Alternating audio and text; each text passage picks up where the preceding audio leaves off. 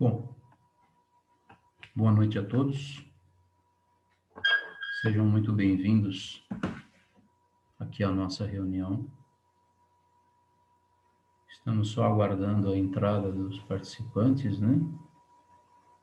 Mas vamos começar a dar início aqui ao nosso trabalho, que representa o Grupo Espírita Paz e Luz. Peço a gentileza de me informarem se existir algum erro, alguma alteração no som, no vídeo. Aqui no bate-papo, por gentileza, podem passar alguma informação, caso exista dificuldade de ouvir ou de ver a nossa imagem, ok? Muito bem, nós estamos dando continuidade ao estudo Ensinamentos de Jesus. Para podermos iniciar, vamos fazer a nossa prece de abertura, de agradecimento e de proteção. Obrigado, Ana, aqui por dizer, né, que tá tudo ok. Ana Cristina me mandou uma mensagem aqui no bate-papo dizendo que tá tudo ok. Então vamos fechar os nossos olhos, agradecer a Deus, nosso Pai, a Jesus, nosso Mestre, por estarmos aqui mais uma vez reunidos em momentos de paz, de luz e de harmonia. Temos muito pouco a pedir, Senhor, e muito a agradecer. Pedimos apenas Sua permissão para podermos dar início a mais um trabalho do Grupo Espírita Paz e Luz. Que assim seja, graças a Deus e graças ao nosso Senhor Jesus Cristo. Que assim seja. Muito bem. Eu vou compartilhar com vocês a tela do estudo de hoje.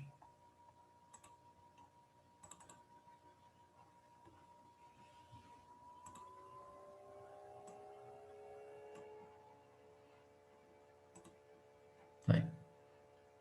Vou ampliar a imagem. Ok. Muito bem.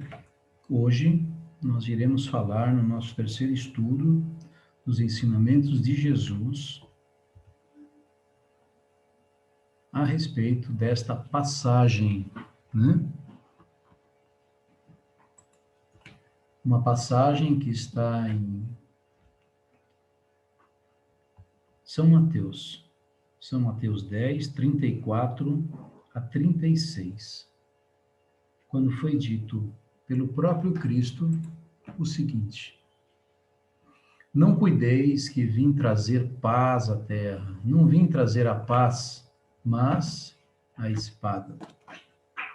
Na sua íntegra, ele continua e diz assim: pois vim separar o homem de seu pai, a filha de sua mãe e a nora da sogra. E o homem terá como inimigos aqueles de sua casa. Em São Lucas, continua e diz assim: vim lançar o fogo à terra, e o que mais desejo senão que ele se acenda? Muito bem, são palavras fortes para partirem de Jesus, né? Como que Jesus diria que ele não veio trazer paz? Ele era mansidão, ele é o conceito e é o conceito de amor, de caridade, de paz.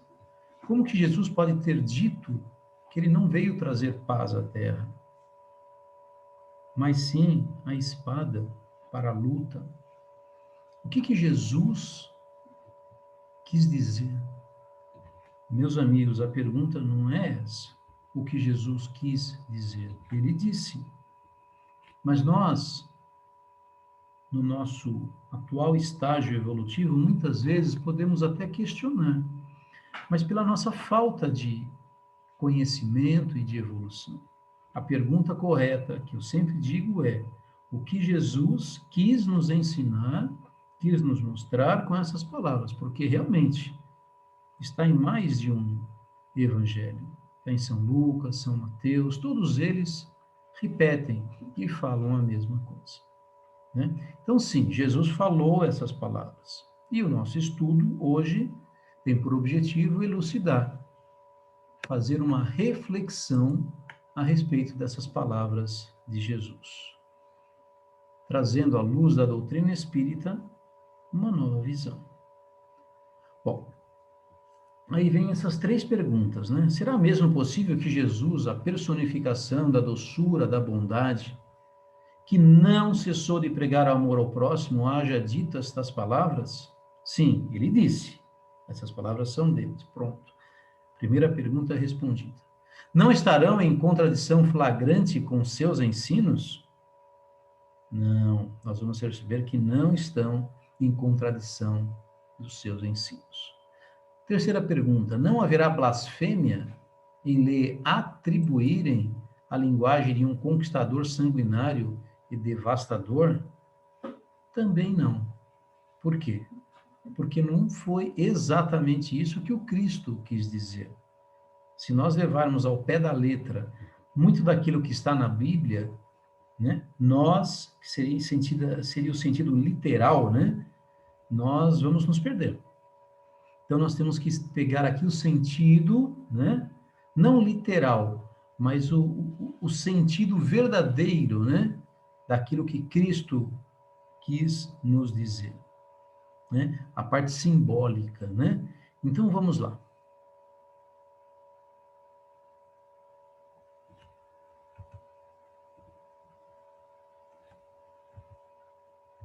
Muito bem. A gente começa a perceber, isso está no capítulo 23 do Evangelho segundo o Espiritismo. É um capítulo que Kardec, né, ele deu o título de Moral Estranha. Porque é uma moral estranha, né? Como é que a gente compreende, né, essa situação de Jesus ter dito, né, essas palavras, né, que assim, se nós passarmos rapidamente, parece ser algo muito brutal, né? Mas era uma ideia nova que Cristo estava trazendo para todos nós, né, no momento que ele adentrou o planeta Terra. Então, toda ideia nova forçosamente encontra oposição, e nenhuma ideia há que se implante sem lutas. Ora, nesses casos, a resistência é sempre proporcional à importância dos resultados previstos. O que Kardec quis dizer com isso? Que, na realidade, Jesus, o que ele vinha? Ele vinha proclamar uma doutrina que arruinaria pela base os abusos de que viviam os fariseus, os escribas e os sacerdotes do seu tempo. A gente sabe que todos eles possuíam, né, o poder na época, o poder econômico, político e o poder também intelectual. E todos, apesar do conhecimento, apesar de serem assim conhecedores, né, do Testamento, conhecedores da, da, da religião, né, que eles proclamavam na época, né, a religião judaica. Apesar de tudo isso, Jesus veio, de certa forma, acabar com esses abusos. E quando Jesus disse que não veio trazer a paz, mas sim a espada, era como se ele já estivesse profetizando aquilo que iria acontecer. Porque não seria fácil. Olha aqui o que está escrito aqui, quer ver? Que toda ideia nova forçosamente encontra o quê? Oposição. Se não fosse importante aquilo que Jesus estava trazendo, ninguém iria se colocar contra. Jesus não seria perseguido, Jesus não seria morto, porque, de certa forma, as ideias do Cristo estavam incomodando aqueles que detinham o poder na época. Os abusos, né, dos fariseus, dos escribas e dos sacerdotes. Então, algo eles achavam que tinha que acontecer, né, perante aquelas novas ideias de Jesus. E todos nós sabemos que começaram a correr o quê? Perseguições, mortes, né? Não que Jesus tivesse trazido isso, mas a maldade do homem é que começou a tomar o quê? Tomar forma frente às ideias novas do Cristo, que eram ideias principalmente de amor e de caridade. Obviamente que Cristo não teve a intenção, né, de trazer a todos nós a guerra, a morte, o sangue, mas sim isso proveu de quem? Dos homens, que em decorrência, né, da perda, né, daquelas facilidades, dos abusos que eles cometiam perante a sociedade, sentiram que estavam ameaçados e, de certa forma, também começaram a agir. Vamos continuar. Então, Jesus não vinha trazer ao mundo a palavra de contemporização com as fraquezas do homem. Não veio simplesmente contemporizar, falar que não seria simples, não seria tão fácil. Mas ele traria o quê? A centelha de luz para que a criatura, sim, se iluminasse para os planos divinos. Não era Jesus que vinha, né, através do seu único esforço, fazer com que o homem descobrisse a centelha divina que tinha dentro dele. Não. Tinha por objetivo fazer com que o homem descobrisse isso. Né? É aquela história de dar a vara de pesca, não simplesmente dar o peixe, mas ensinar o homem a pescar. Senão não teria mérito. Tudo aquilo que nós somos hoje. Tem algum mérito, por exemplo, quando a gente dá toda a facilidade para os nossos filhos? Né? Que valor que ele vai dar lá no futuro a ter alguma coisa, se hoje ele recebe tudo de mão beijada, você como pai, você como mãe, dá tudo, absolutamente tudo para o seu filho. O que vai acontecer com essa criança lá na frente? Primeiro, será que ele vai valorizar, né, tudo aquilo que ele possuía? Segundo, como que ele vai encarar a primeira dificuldade que a vida lhe oferecer? Porque até então foi só facilidade. Ele não conhece a palavra não. Ele tem de tudo. Então Jesus, ele não veio simplesmente dar ao homem a palavra de contemporização, não, ele queria que o homem descobrisse por si só essa luz que existe dentro dele, que é a centelha divina. Como ele mesmo disse, ele disse: Eu sou o Pai, eu estou no Pai e o Pai está em mim. E ele provou isso aos judeus que queriam apedrejá-lo, porque imaginaram e disseram que ele havia dito uma blasfêmia, que ele era Deus. Ele falou: Não. Lá atrás foi dito: Sois deuses, todos vocês, todos nós. Por quê? Porque nós temos Deus dentro de nós. E a ciência, atualmente, vem explicar que existe uma área no nosso cérebro que não tem explicação, que somente pode ser o quê? A área de Deus dentro da criatura. Né? E somente quando nós descobrirmos essa centelha de luz, né, porque ela está presente, então nós temos que simplesmente fazer com que ela se manifeste. Esse é o segredo da vida, né? Descobrir essa centelha de luz que existe dentro de nós. Nesse momento, nós não vamos mais precisar o quê? Reencarnar. Seremos espíritos puros.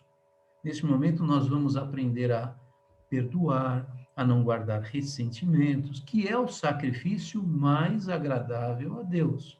Hoje, Deus não quer que a gente dê a vida, né, por Jesus ou por Ele. Não. O sacrifício mais agradável a Deus está no Evangelho segundo o Espiritismo, seria nós não guardarmos ressentimento perante uma ofensa. Isso significa o quê? Perdão. Então, jamais nós podemos dizer que, eu não consigo perdoar, eu ainda sou um ser humano, eu não sou igual a Jesus. A gente dá desculpa para tudo nesse mundo, né? Mas já está na hora de nós abandonarmos o quê? O nosso orgulho, abandonarmos o nosso egoísmo, para conseguirmos descobrir isso que Cristo veio nos trazer. E essa luta que ele fala não é só a luta no mundo, é a luta que nós travamos dentro de nós. É aquela luta que a gente trava contra o quê? Contra os nossos vícios. E desses vícios, principalmente o orgulho e o egoísmo. Eles são origem, né, segundo Emmanuel, de toda a miséria do mundo. Miséria em todos os sentidos, né, econômico e moral. Então a gente tem que passar a perceber esses ensinamentos e a amplitude daquilo que Jesus quis nos dizer. Bom, Kardec diz assim que, infelizmente, né, os adeptos da nova doutrina não se entenderam quanto à interpretação das palavras do mestre. Daqui ele não está falando somente dos fariseus, dos escribas, dos sacerdotes, não. Ele está falando de todos aqueles que mais à frente, né, que seriam praticamente os novos cristãos, né, que passaram de perseguidos para perseguidores, né? A gente passa a entender o que foi, por exemplo, as cruzadas. Os cristãos, né, perseguindo, né, aqueles que não acreditavam em Deus. Olha como são as coisas, né? Daí o nascerem sem demora numerosas seitas, pretendendo todas, né, cada uma delas possuir exclusivamente a verdade. Isso gera o quê? Confusão, espada, luta, né, esquecendo o mais importante dos preceitos divinos. Lançaram a excomunhão umas sobre as outras, né? Então, isso gerou raiva, gerou briga. As mais fortes, o que faziam? Esmagavam as mais fracas, afogando-se em sangue, né? Aniquilando-se nas torturas e nas chamas das fogueiras. Não era isso que faziam? Quando aparecia alguém que tinha uma nova ideia, que eles diziam bruxos, né? E hoje a gente não sabe que nada mais, nada menos esses, muitos que foram para fogueiras, eram aqueles que tinham uma mediunidade um pouco mais aflorada. Será que Chico conseguiria sobreviver nessa época? Não, ele ia para a fogueira. Então, a gente passa, assim como Kardec, em uma de suas vidas, né? Quando a gente falar um pouquinho de Kardec aqui, Kardec foi queimado vivo já também. Foi queimado vivo em uma das fogueiras, em uma de suas vidas, né? Antes dele vir como Kardec. Então, vencedores do paganismo, os cristãos de perseguidores que eram, fizeram-se o quê? Perseguidos passaram a ser quem? Os perseguidores. É fato constante que as guerras de religião foram as mais cruéis. Mais vítimas causaram do que as guerras políticas. Em nenhuma outra se praticaram tantos atos de atrocidade e de bárbaro. O que ele quer dizer aqui? Que essa guerra santa, em nome do Cristo, matou mais que as nossas duas grandes guerras mundiais. Mas que foram as guerras políticas e econômicas, não guerras religiosas. Observam o absurdo de tudo isso? Observam como Jesus, ele simplesmente estava profetizando aquilo que iria acontecer, não que ele quisesse, mas ele sabia que para destruir, né, aquela velha e antiga doutrina, né, seria necessário, né, que houvesse uma forma, né, de fazer com que isso acontecesse. Isso tinha que ser através do quê? Das guerras, né? Como houve, por uma falta de entendimento. E foram assim, né? Praticamente 2 séculos. Até hoje muitos não compreendem. Ainda existem pessoas se matando pela religião. Observe o que acontece ainda lá no Oriente Médio, né? Pessoas brigando, lutando e morrendo por causa de Deus. Bom, em sua profunda sabedoria, Jesus tinha a previdência do que aconteceria e seu pensamento era esse aqui. Então, Jesus já sabia, ele estava profetizando este fato. Então, eu vou ler aqui. Ele dizia assim: não creais que a minha doutrina se estabeleça pacificamente. Não, ela trará lutas sangrentas. Olha como ele já sabia. Tendo por pretexto o meu nome. Então, as pessoas lutavam, né, e usavam como pretexto o nome de Jesus, porque na realidade o que elas queriam era poder, porque os homens não me terão compreendido, ou não me terão querido compreender. Alguns realmente não compreendiam e outros compreendiam, mas não queriam trazer à tona. Ele disse assim: eu vim lançar a fogo a terra para expungi-la dos erros e dos preconceitos, do mesmo modo que se põe fogo a um campo para destruir nele as ervas más, visto que do conflito sairá triunfante a verdade. Depois da tempestade, a mansidão. A guerra sucederá o quê? A paz. Ao ódio dos partidos, a fraternidade universal. As trevas do fanatismo, a luz da fé esclarecida.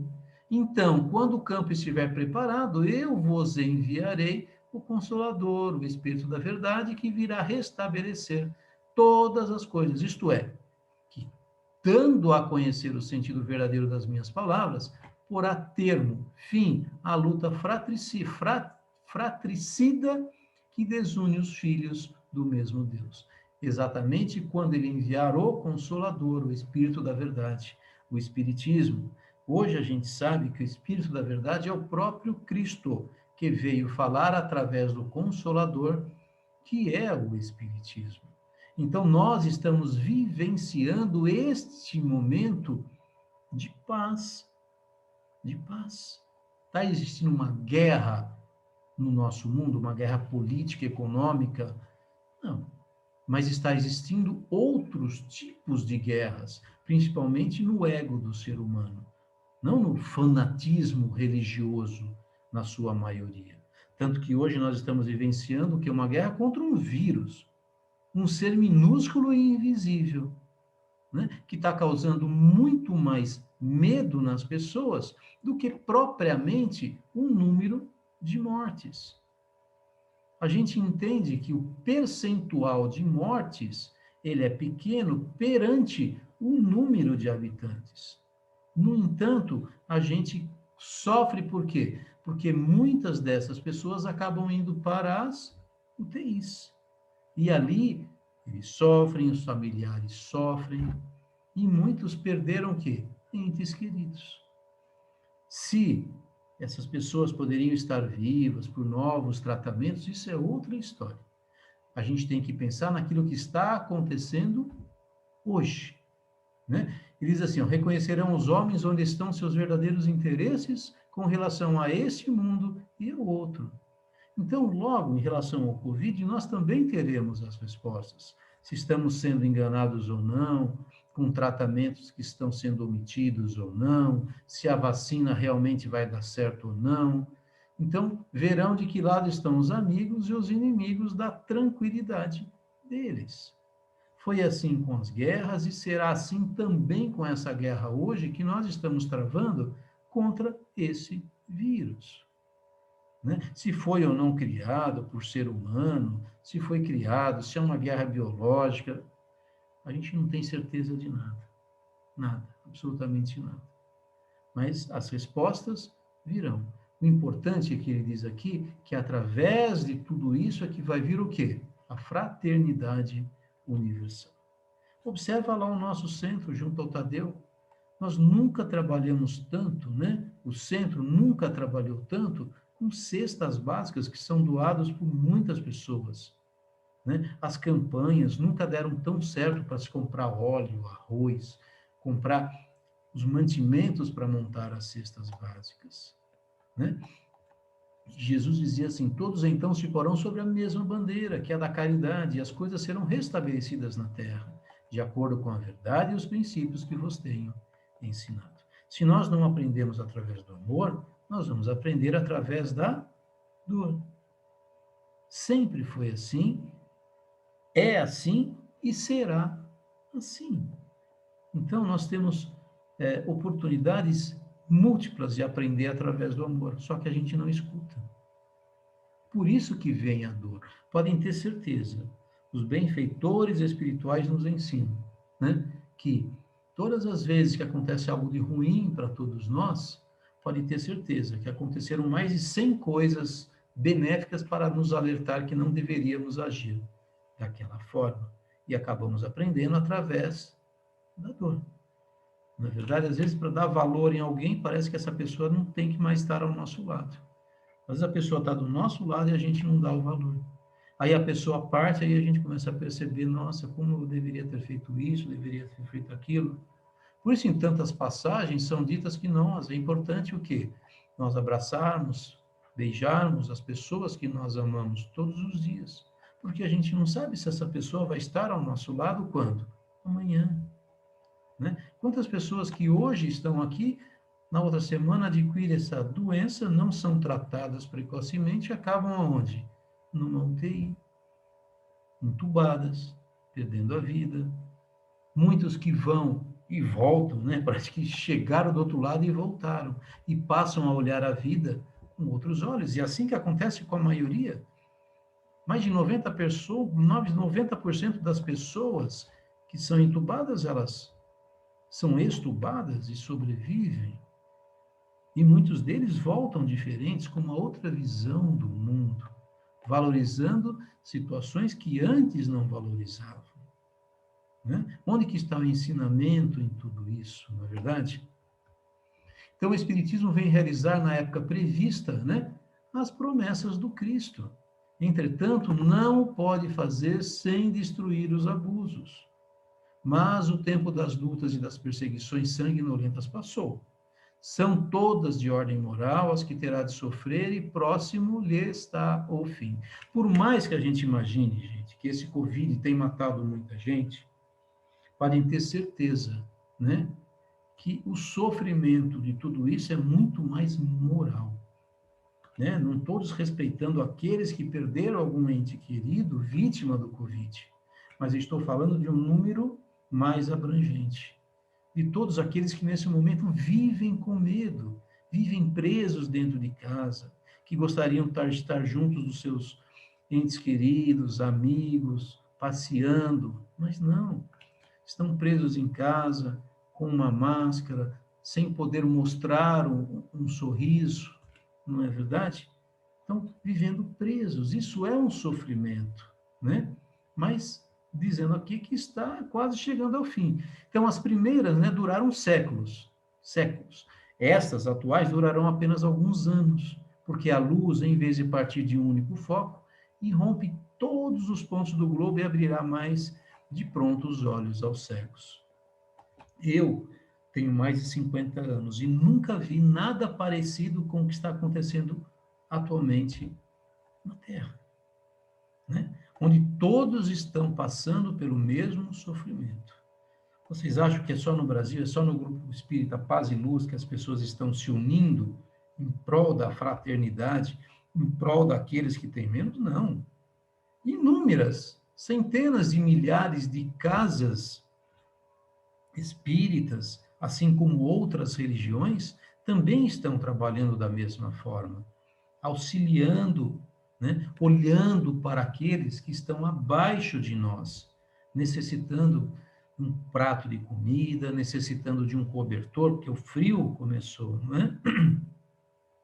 Necessitando de uma palavra, de uma conversa. Então, a gente passa a perceber, né, que isso está acontecendo de uma forma global. E Kardec escreveu isso em 1860. É que para nós parece muito tempo, né? Mas para Cristo não. Para Cristo não. O Emmanuel diz que Cristo, quando planeja algo para nós, ele começa aquele planejamento mais ou menos aí de 500 a 1000 anos atrás. Não é interessante, né? Como Cristo, ele não é imediatista. Nós somos. Muitas vezes, quando a gente quer algo, é para amanhã, não é verdade? Ou para hoje à tarde. Mas Jesus não. Jesus, quando planeja algo para nós, ele começou a planejar lá, mais ou menos uns 500, 600, 1000 anos atrás. E passa assim, rapidamente. Né? Já se passaram 2000 anos da vinda de Jesus. E nós ainda estamos errando. Nós ainda estamos prevaricando perante o quê? Os seus ensinamentos. Né? Por isso que nós temos que abrir os nossos olhos definitivamente enquanto nós estamos vivos. Né? Porque provavelmente na nossa próxima vida nós não vamos, a Terra aqui não vai mais pertencer ao mundo de provas e expiações. Não vai, não. Já está mudando. Disse lá, Chico, né? Que seria por volta do ano de 2050 aproximadamente, quando vai se definir esta passagem, que já iniciou há um bom tempo. Então, nós vamos desencarnar e quando nós voltarmos, vai ser outro mundo. Será que nós vamos estar aqui? Será que seremos merecedores de estarmos no mundo de regeneração ou vamos reencarnar lá no mundo primitivo? Para que possamos resgatar os nossos erros do passado e dessa vida. Eu tenho certeza que muitos vão estar lá. E Cristo disse que ele tinha muita dó dos políticos omissos, não aqueles que fazem o mal, mas só dos omissos, porque muitos deles estão no umbral. Imagina, né, se esse mundo primitivo não vai estar cheio, né, destas pessoas, principalmente aquelas que estão praticamente enganando a humanidade e também são responsáveis pela maioria das mortes que estão acontecendo, né, desencarnes, né? Em suma, essas palavras de Jesus devem, pois, entender-se com referência à fúria que a sua doutrina provocaria, não que ele quisesse que isso acontecesse, aos conflitos momentâneos a que ia dar causa, às lutas que o teria de sustentar antes de se firmar, como aconteceu aos hebreus antes de entrarem na terra prometida, e não como decorrência de um desígnio premeditado de sua parte de semear a desordem e a confusão. Não, jamais, Jesus jamais faria isso. Então, o mal viria de quem? Do Cristo? Não. O mal viria dos homens e não dele, que era como um médico que se apresenta para curar, mas cujos remédios provocam o quê? Uma crise salutar, atacando os maus humores do doente. Então, todo medicamento lhe causa o quê? Efeitos colaterais, para lá na frente levar à cura. É isso que Jesus veio trazer. Ele só estava o quê? Profetizando algo que iria acontecer para que pudéssemos, lá na frente, alcançar a luz. Algo que estamos tentando fazer hoje, 2000 anos após. Por isso que eu digo, quando Jesus ele programa algo para 1000, 2000 anos, ele iniciou há 2000 anos e hoje as coisas estão começando o quê? A aparecer, né? Bom, e a lição sublime do Cristo, ainda e sempre, pode ser conhecida como o quê? A espada renovadora, com a qual, isso aqui é importante, para finalizar, com a qual deve o homem lutar consigo mesmo, extirpando os velhos inimigos do seu coração, sempre capitaneados pela ignorância e pela vaidade, pelo egoísmo e pelo orgulho, que é aquilo que nós comentamos no passado. Nós podemos lutar com todas as guerras externas, mas essa guerra aqui, né, nós, individualmente, é que devemos travar conosco mesmo, com os nossos velhos inimigos, com a cristalização que está no nosso espírito, lutar contra aquilo que nós ainda temos dentro de nós e não gostaríamos de ter. Isso chama-se sombra. É tudo aquilo que está de ruim dentro de nós, nós sabemos que existe e não queremos que o outro descubra, por isso que chama-se sombra. E isso, está envolvido o quê? Pela nossa ignorância, falta de conhecimento, pela vaidade, né? Pelo egoísmo e pelo orgulho. Porque o difícil, gente, não é nós abandonarmos os nossos vícios, seria fácil. O difícil é nós, olha só, Emmanuel diz isso, o difícil é nós não termos prazer em sermos egoístas e orgulhosos. Como assim? Exatamente isso, né? Não ter prazer de ser orgulhoso, de tratar as pessoas mal. Muita gente tem prazer, né? De se colocar acima do outro, de falar de cima para baixo, como se estivesse num púlpito, né? Egoísmo, né? De querer aquilo que é do outro, às vezes se transforma num vício. Eu quero o que o outro tem, mais do que isso, eu não quero o que o outro tenha para não competir comigo. Isso se transforma num vício, pela ignorância, pela vaidade. Então nós temos que extirpar o quê? Esses velhos inimigos, né? Então eu não vim trazer a paz, mas a espada para o mundo e para dentro do nosso coração. Porque quando nós descobrimos o Cristo e essa luz que existe dentro de nós, nós temos que começar a lutar contra aquilo que está ruim dentro de nós. E a gente passa a perceber que isso existe. Nós não somos santos e temos que lutar. E isso é um sacrifício. Por que que é um sacrifício lutar contra o nosso egoísmo e o nosso orgulho? Porque ainda nós sentimos o que? Prazer. Prazer de sentir orgulho, egoísmo, maledicência, e assim vai. Gente, assim, é algo assim, às vezes, difícil de compreender, de entender. No entanto, isso daqui é muito importante. Mais importante, né, do que compreender que Cristo, né, não foi ele que trouxe as guerras, a guerra santa, as fogueiras, não, isso daí foi o mal, né, do ser humano, da maldade do ser humano que criou isso, porque ele se usou o nome do Cristo muitas vezes para trabalhar a sua vaidade e os seus interesses. Isso é uma coisa desse ensinamento. Mas o ensinamento e a lição mais sublime é essa daqui. É a espada renovadora que cada um deve lutar consigo mesmo. Eu não posso fazer por você, você não pode fazer por mim, pela minha esposa, pelo meu filho, não. Cada um tem que travar a sua lista, a sua luta, para retirar, extirpar esses inimigos que estão cristalizados no nosso coração, que são os vícios. E não se iludem, porque nós temos todos. No entanto, nós também temos tudo aquilo que é bom, que são os prazeres da alma. E qual vai se manifestar no nosso dia a dia? Os prazeres da alma ou as dores da alma, que são os nossos vícios, se nós temos todos? Gente, é aquele que nós alimentarmos. Daí a importância do estudo, do trabalho, da caridade, né, do tripé que Joana de Ângeles nos ensinou através de Divaldo, né? Que nós temos que espiritualizar, humanizar e temos que intelectualizar. Então, é você unir a religião com a ciência. Somente dessa forma que nós vamos conseguir lutar, desbravar e extirpar esses velhos inimigos que estão dentro de nós. Se conseguirmos tirar isso dentro de nós, cada um, com certeza, o nosso mundo vai mudar. E se Deus quiser, logo, logo estaremos livres deste Covid. Então, por nós conseguirmos entendê-lo, com certeza ele não estará mais entre nós. Na próxima semana nós vamos falar um pouquinho sobre esta passagem, né? E tudo o que pedires na oração, crendo, o recebereis. Esse preceito do mestre tem aplicação igualmente no que se refere aos bens materiais. Tudo que eu pedir, nós vamos receber.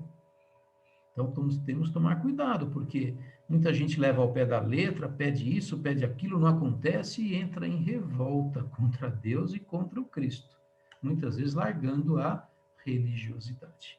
Por isso que nós vamos fazer uma reflexão sobre esse ensinamento na próxima segunda-feira.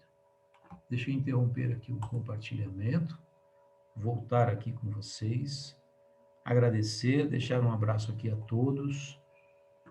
Sei que todos nós estamos tendo pessoas que se contaminam com o Covid, até nós mesmos, muitos que se contaminaram, se trataram.